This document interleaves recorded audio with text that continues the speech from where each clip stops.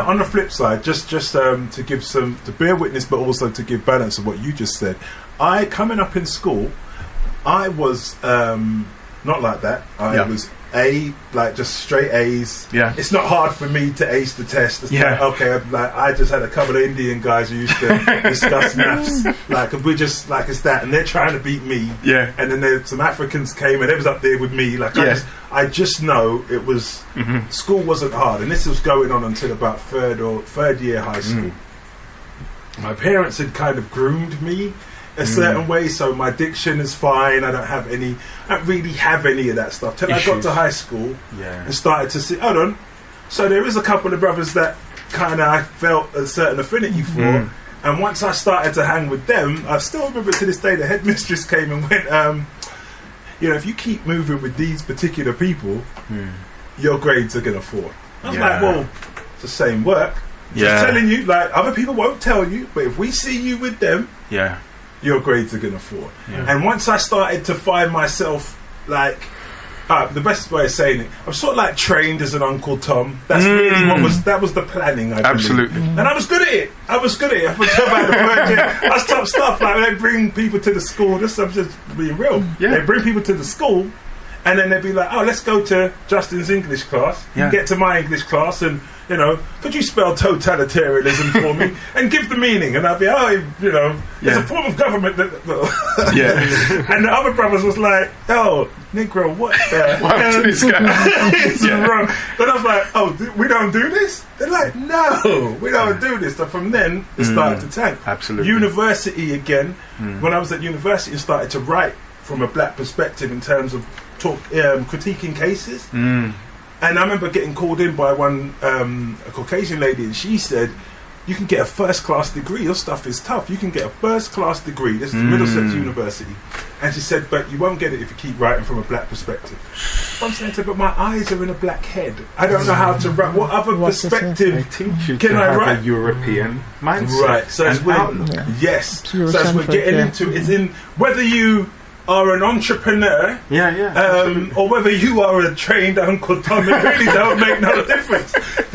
They have an outcome, and they don't break from that outcome for nothing. So I just want to bear witness to that point. Kate, as the professor in this, who has done more in actual putting feet on the ground, how do the schools prepare us, or do they prepare us for the lives we're about to face? And I know you really did start off with your whole thing about no, they don't, but if you just like to explain some of how the state schools just don't.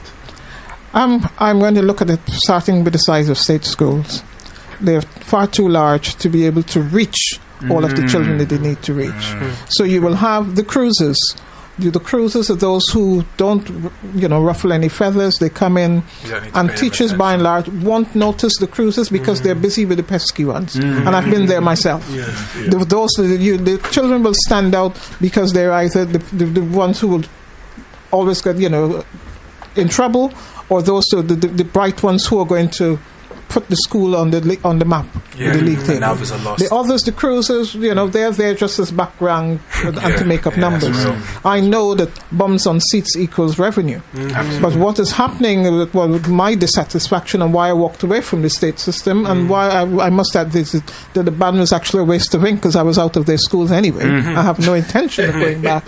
Is that they don't prepare children for real life, and you can't have everyone going. Particularly with Gove's baccalaureate. If everybody's doing the same thing, then where are the jobs to support at the end of it? I don't consider the person who repairs my washing machine any less important than my doctor. Absolutely. And so it's reaching each child's potential. That's right. Yeah, each child's potential. And recognizing what they can do, but you need to have smaller numbers. With the best will in the world, you can't have classes of 30, 35 every hour, a different configuration, and expect to be able to churn out to the end of it It something goes into what satisfactory. Dean was talking about our children not being sausages. Yeah, because that's right, it is that kind of thing. The bell rings and it's time for another batch of sausages.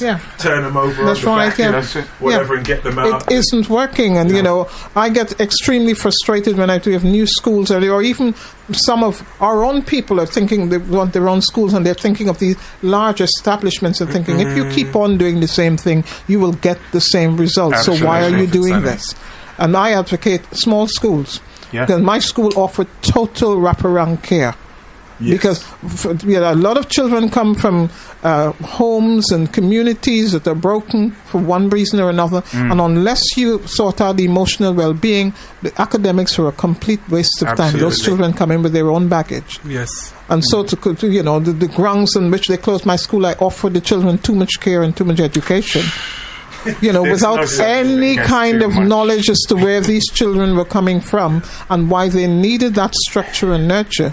And the more criminal is that over a year on, those children still had no form of education, but it's just swept under the carpet. Absolutely. I think even with that, I think it comes back to how we perceive education, because a lot of the time, I think you spoke about in terms of the whole Eurocentric thing, it's like, people can, when you say school, you picture a big building, millions and millions of pounds spent, and a lot of, I think, for a lot of people, when you walk into a school and you see that, it gives you the security of, this is a good school, and you walk out, but you have no idea what's going on when the door is where the door is closed. Really? Because I keep thinking, you see what you just said? That's exactly what happens. But I think it happens because the people who see that school and go, this is a good school, you just got dumbed down yourself 20 years prior. So you just got caught on the same hook.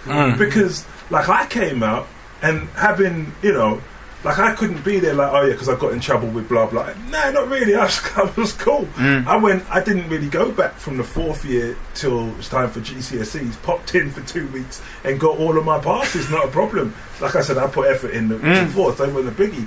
But then what I'm noticing is, if we've already lost that whole critical thinking thing, we can't tell what we're looking at. Absolutely. Because I've looked, sorry David, I'm bringing you straight in, but I'm because of what I saw, and when I went to Middlesex University, it was a law degree I was doing, and she said you can get a first class degree as long as you stop writing from a black perspective. Then I'm like, I don't even see how I could want to be back here. And I'm saying, if that's what it takes, I'll tell you what I'm going to do. I'm going to leave so my children don't have to do that. Do you know what I mean? Like, I'm not asking my children to go anywhere, but you got to forget. And I thought at the time, you got to forget your blackness if you're doing law for possibly 6 years. Now that would make sense why it's so difficult for us to retain black orientated lawyers. And I've been to court, especially around the education thing, with some black lawyers that they quake in their boots and not even in the court, at the school with the governors. They ain't got no strength. But because we haven't been trained that way. Sorry, David, go ahead. No, I hear that. It was just on the point that you were making, the point of what is education. I was reading it today. A particular poet, English poet, actually, what's his name? Blake. I forgot his name. William Blake. He said that the true method of knowledge is experience. And I thought about it, so that makes a lot of sense. We define education or knowledge as just acquiring bits of data. And you think you've got now an education. Well, education is what you're doing. You're doing something with it. That's now you received an education. And I remember reading and hearing about old-time schools, in a sense, those environments where the middle class and upper class went to, and the type of educators they had. They would have someone who just climbed Mount Everest coming in the class, or a soldier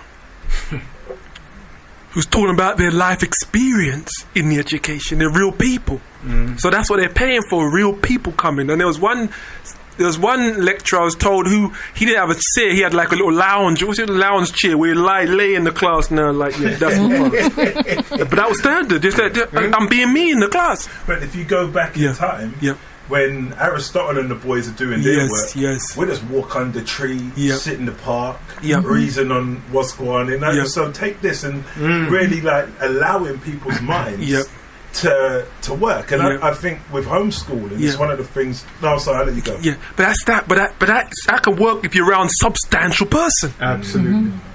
So what I'm seeing my last few years in the school world was because they're now the good teachers are leaving. They can't take it no more, so they're rushing in people.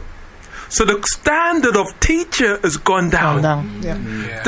What we call teacher today, this is a generalization, but a lot of it, what we call teacher today, we got to revise it now because the people, the low character of persons now. Because we think you just reminded me of a school which should be nameless. I was doing a short stint at about 3 years ago, and I was asked by the head to teach GCSE science. I said, "But I've never taught science. My subjects are actually English and PE." And he said, "Well, download the stuff from the internet. The children don't know that you don't know, so you'll be okay." And I thought, this is crazy. Yeah. You know, I couldn't even bluff my way through it. No interest in it whatsoever. So. Integrity. But it happens, you know. You go into the school and I've spoke with other members of staff who were struggling through subjects they never taught. They just expected to just download the stuff off the internet and go in and teach it. And the thing is, part of it, the caliber of new teachers, Mr. I just qualified and watched out the door. I think it's quite solid. No, but to be honest, like I said, I've come across teachers who, you know, sometimes slow with their times tables and that, and you're teaching maths. So it is like that. I think a lot of it, I think we've got to come up to the break now, but a part of it is also finance. Because schools would rather have lots and lots of NQTs in to keep the bills low. And from being in the school, this is what I've actually started to see, even in taking in special needs children who they can't cater for, but it pays. Wow. So school is actually a business now. You take a special needs child and you just put them in the back of the class, keep the money, and all is good. All right, we're going to continue this after we take the voice for the causes of Amiga FM. Keep it locked. This is a big show. I'm enjoying myself. See you back on the other side. Thank you very much. Amiga Radio 104.1 FM. News and views around your community.